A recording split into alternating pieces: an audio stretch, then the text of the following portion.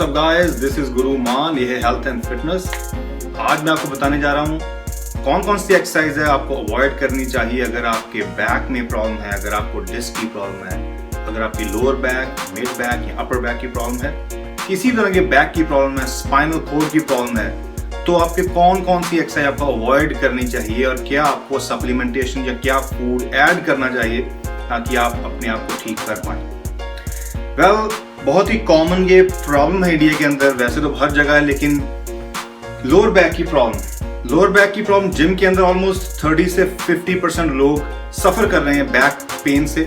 Back मतलब रीढ़ की हड्डी, स्पाइन की प्रॉब्लम। नाउ मैं आपको बताने जा रहा हूं कि वर्कआउट की बहुत सी एक्सरसाइज है जो आपकी लोअर बैक के ऊपर अफेक्ट करती है, लोअर बैक को और वीक करती है, कंप्रेस करती है, जिससे पेन ज्यादा होती है, पेन और बढ़ती है।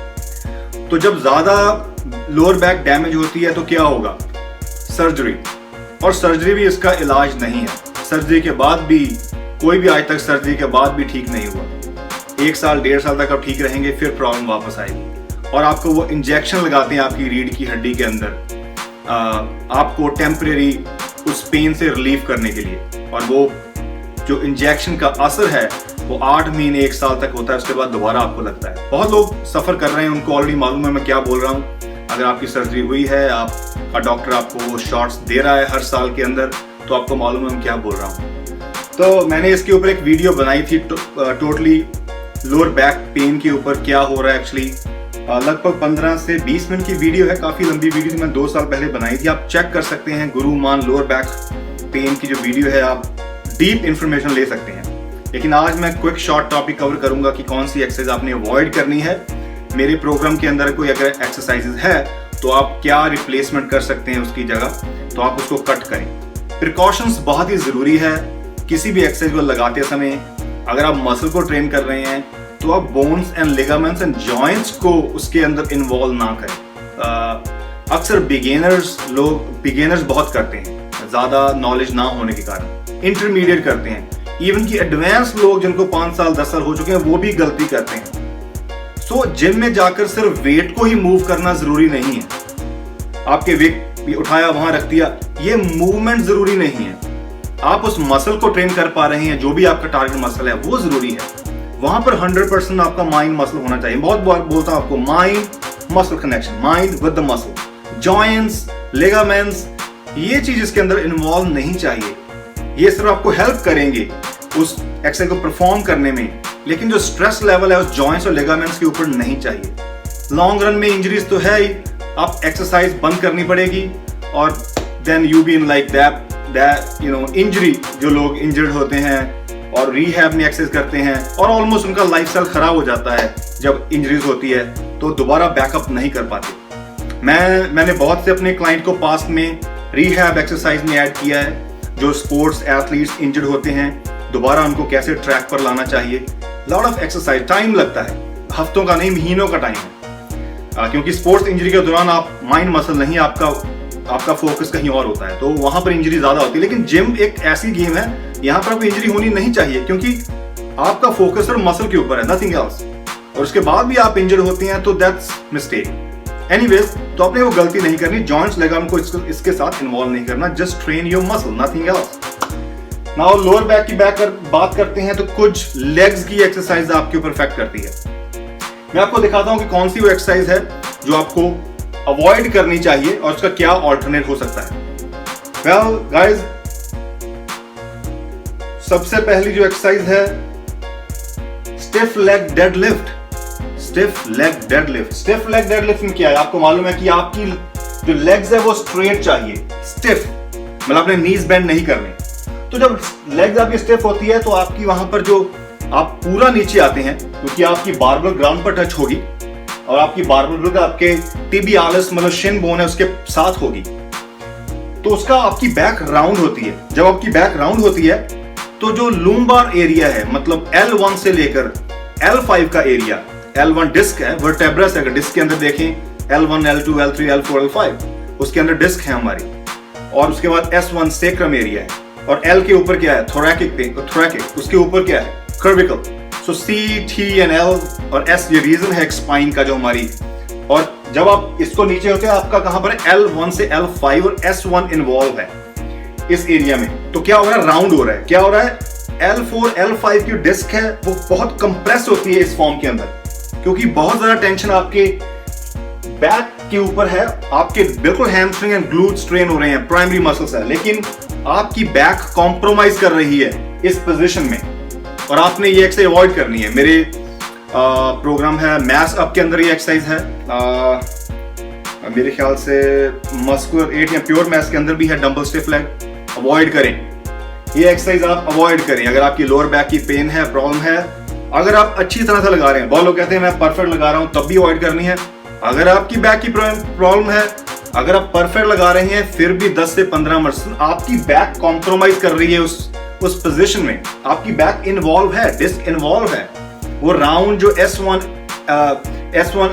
और L5 एरिया है, L4 एरिया, वो कंप्रेस हो रहा है, मैकेनिकली कंप्रेस हो रहा है। इट्स अ मैकेनिक फॉर्म, आप उसको अवॉइड नहीं कर सकते, वो मैकेनिकली इन्वॉल्व है इस पोजीशन में। सो तब भी आप ना करें। क्या करें फिर आप, स्टिफ लेग की जगह रोमानियन डेडलिफ्ट लगाएं। रोमानियन कौन सी है, यहां पर आपकी नीज बेंड होती है, बैक स्ट्रेट, यहां पर आपकी बैक आगे झुक जाती है, बेंट ओवर, और आपके शोल्डर आपके इवन बैक से नीचे चले जाते हैं, तब गलती है। तो यहां आपने क्या करना है, स्टिफ लेग लगाएं। स्टिफ लेग में आपकी बैक स्ट्रेट है, आपकी लेग्स बेंड होती है, नीज बेंड होती है, वो आप करें। पहली एक्सरसाइज। दूसरी एक्सरसाइज स्क्वाट्स। कौन सी, एस टू ग्रास स्क्वाट्स, मतलब फुल स्क्वाट्स।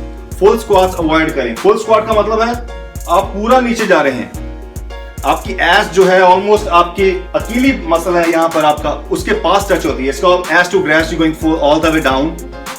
बहुत इफेक्टिव एक्सरसाइज है, लेकिन हम यहां पर क्या बोल रहे हैं, लोअर बैक की प्रॉब्लम है तो ना करें। क्यों, जब आप पूरा नीचे जाते हैं तो आपकी बैक वहां राउंड हो रही है, अगेन कंप्रेस, आपकी बैक के ऊपर जो डिस्क कंप्रेस हो रही है, आपकी बैक राउंड हो रही है, आपका हिप एरिया घूम रहा है, आप स्ट्रेच, ग्लूट्स को स्ट्रेच कर रहे हैं, बैक को स्ट्रेच कर रहे हैं इसके साथ। बहुत जबरदस्त एक्सरसाइज है, लेकिन लोअर बैक की पेन में अवॉइड करें। तो क्या करेंगे आप मिड रेंज स्क्वाट लगाएं। मिड रेंज का मतलब क्या है, पूरा नीचे नहीं जाएंगे। आप जब स्क्वाट लगाएंगे, जब की नीज और आपकी हिप पैरेलल हो जाए, 90 डिग्री एंगल हो, चेयर पोजीशन में, तो आप ऊपर आ जाएं। आप क्या कर सकते हैं, बेंच रख सकते हैं, और जब ये स्क्वाट लगाएं, जब आपकी एस बेंच के ऊपर टच होगी, वहां से आपने वापस आना है, तो इसका मतलब है नीचे जाने का खतरा नहीं है, तब आपकी बैक के ऊपर टेंशन नहीं होगी। क्यों, बैक आपकी स्ट्रेट है, जब आपकी राउंड घूमेगी बैक, तब आपके ऊपर टेंशन होती है। तो घूमने से आपने कब रोकना है, आप बेंच रख सकते हैं, चेयर रख सकते हैं, और जब स्क्वाट लगाएं, जब आपकी हिप टच होती है बेंच से, गेट अप, दैट्स इट। और आपकी बैक जो है वो स्ट्रेट होनी चाहिए, आपने राउंड नहीं करनी। बहुत लोग राउंडेड करते हैं, this should be all straight.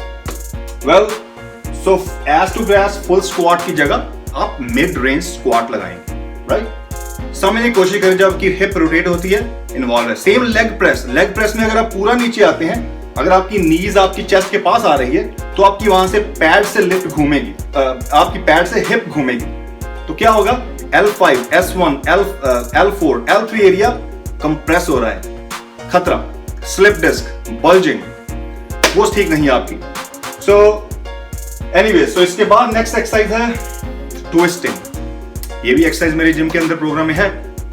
Twisting आपने इन्वॉल्व करनी है ना। ट्विस्टिंग में क्या हो रहा है, आपका स्पाइन है वो ट्विस्ट हो रहा है, यहां पर आपकी बॉडी, लोअर बॉडी लॉक है।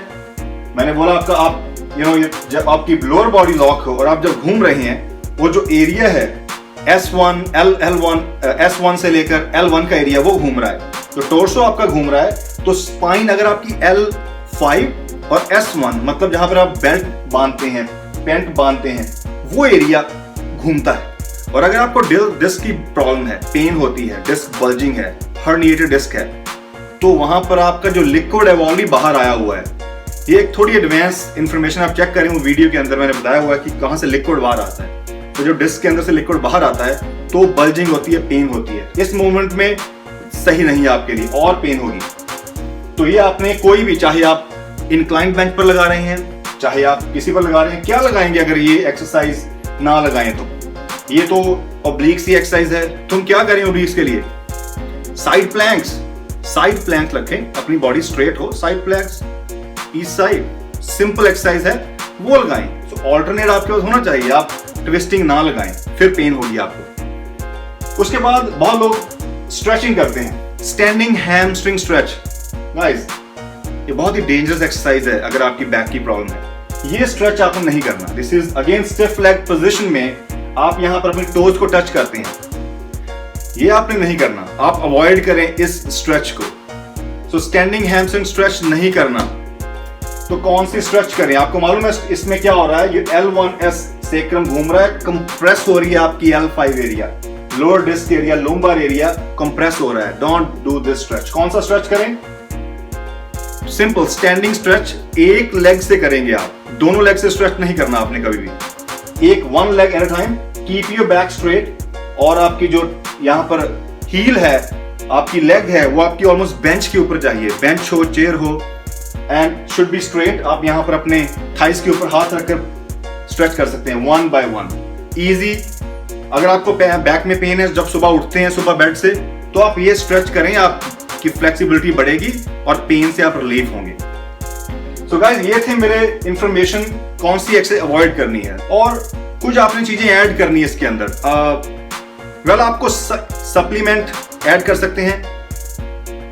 सप्लीमेंट की जगह तो पहले आपको बताऊंगा कि आपने क्या ऐड करना है। विटामिन के। विटामिन के बहुत ही इंपॉर्टेंट विटामिन है, वो आपकी डाइट में होना चाहिए। एक्चुअली हमारी इंडियन डाइट के अंदर विटामिन के बहुत लोग नहीं ले पाते। विटामिन के, अगर आप विटामिन के क्या करता है, लेट्स टॉक अबाउट। विटामिन के एक ऐसा विटामिन है जो कैल्शियम को बाइंड करता है आपकी bones, strengthen your bone and joints, even vertebra, disc, रीढ़ की हड्डी।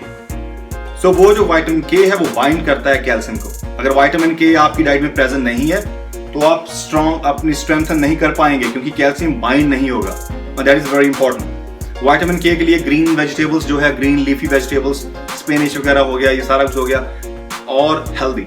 अगर आप ये खाते हैं, रॉ की बात कर रहा हूँ, कुक करने के बाद नहीं, तो वो आप कर सकते हैं। अगर नहीं ले पाते तो क्या करेंगे? तो आप यहाँ पर विटामिन के का सप्लीमेंट ऐड कर सकते हैं। दूसरा विटामिन डी। विटामिन डी की तो दुनिया के अंदर 60 से 70 पॉपुलेशन दुनिया की है विटामिन डी की डेफिशिएंसी है, कमी है। तो विटामिन डी कहां से मिलेगा? सन रेज से मिलेगा, आपको मालूम है। तो सन रेज तो आप कपड़े उतार कर बाहर तो लेट नहीं जाएंगे ना आप, तो इंडियन कल्चर में तो नहीं चलता, गोरों में चलता है। तो फिर क्या करेंगे आप? वेल, तो आप वहां पर विटामिन डी की जगह आप वहां पर योक्स ऐड कर सकते हैं, एग योक्स। जैसे आपको बोला, अगर आप एक एग योक्स लेते हैं अच्छा है, क्योंकि जो सैचुरेटेड फैट है। उसके बाद आप यहाँ पर फिश के अंदर बहुत ज्यादा विटामिन डी है, मिल्क के अंदर विटामिन डी है, तो वहां से आप कंज्यूम कर सकते हैं।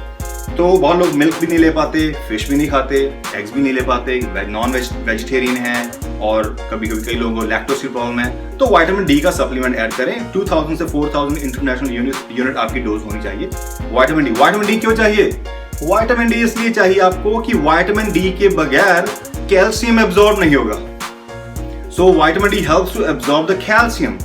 तो कैल्शियम बोन्स के लिए जरूरी है, लेकिन विटामिन डी नहीं हुआ तो एब्जॉर्ब नहीं होगा, तो कहां जाएगा फिर वो? तो कहीं और आपकी बॉडी में स्टोर हो जाएगा, मे बी किडनी स्टोन। तो आपको समझना जरूरी है, ज्यादा कैल्शियम अगर बॉडी एब्जॉर्ब नहीं कर पाई तो किडनी स्टोन बनेगा। So that's something another problem. So make sure you have these things in your diet, while vitamin K rich food, vitamin D rich food, और avoid करें ये सारी exercise। So guys, ये थी मेरी complete information आपके लिए। This is Guruman guys, take care, over and out, bye।